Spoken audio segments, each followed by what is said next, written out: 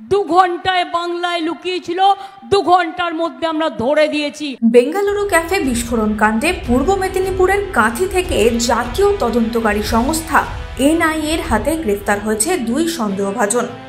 এই নিয়ে লোকসভা নির্বাচনের আগে চড়েছে রাজনীতির পারদ, শুরু হয়েছে দরজাও। বেঙ্গালুরুর ক্যাফে বিস্ফোরণ ঘটনায় বাংলা যোগের অভিযোগ উঠেছে, আর তাই নিয়ে এখন উত্তাল বঙ্গ রাজনীতি।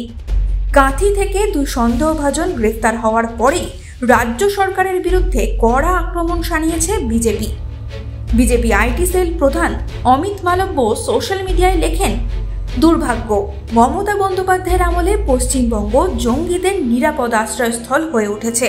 এই নিয়ে রাজ্য পুলিশ দাবি করে এনআইএ 2 অভিযুক্তকে গ্রেফতার করেছে রাজ্য পুলিশের সঙ্গে যৌথ অপারেশনের পরেই। পাল্টা আবার উত্তর দেন অমিত মালব্য।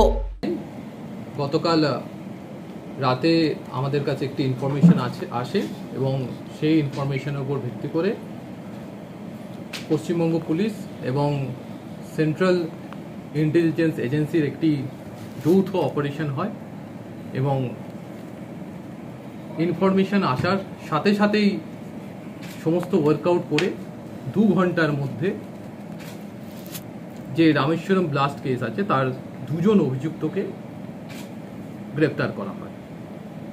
আমি আবার বলছি, এটা একটা জয়েন্ট অপারেশন। এবার এই নিয়েই মুখ খুললেন স্বয়ং মুখ্যমন্ত্রী মমতা বন্দ্যোপাধ্যায়। শুক্রবার কোচবিহারে সভা ছিল মুখ্যমন্ত্রী মমতা বন্দ্যোপাধ্যায়ের। সেই সভা থেকে বিজেপির বিরুদ্ধে গর্জে উঠলেন মমতা বন্দ্যোপাধ্যায়। ঠিক কি বললেন তিনি, শুনে নেব। কেন্দ্রীয় এজেন্সিকে দিয়ে লেভেল প্লেইং ফিল্ড নষ্ট করছে, রোজ সিবিআই এনআইএকে নিয়ে ঘুরে বেড়াচ্ছে। আজকে আসার আগে শুনলাম ওদের একটা ছেলে আছে, আমরা বলি বেশি ফোড়ং কাটে, ফোড়ংবাজ বলেছে ব্যাঙ্গালোরে একটা বোমা পড়েছিল,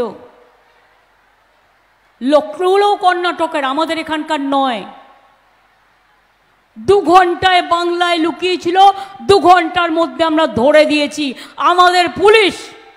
আর সেখানে বলছে বাংলা সেফ নয়, তোর দিল্লি সেফ, তোর উত্তরপ্রদেশ সেফ, তোর রাজস্থান সেফ, তোর গুজরাট সেফ, তোর বিহার সেফ।